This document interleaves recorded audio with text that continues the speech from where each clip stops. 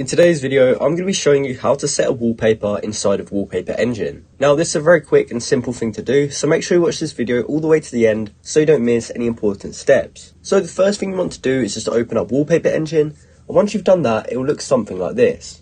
Now from here, we actually have to find a wallpaper that we want to set. So you can either look at this list, you can go to Discover to see popular ones and new approved ones, or you can head over to Workshop to see ones that have been on the Steam Workshop. So let's just say we found this one and we wanted to set this wallpaper.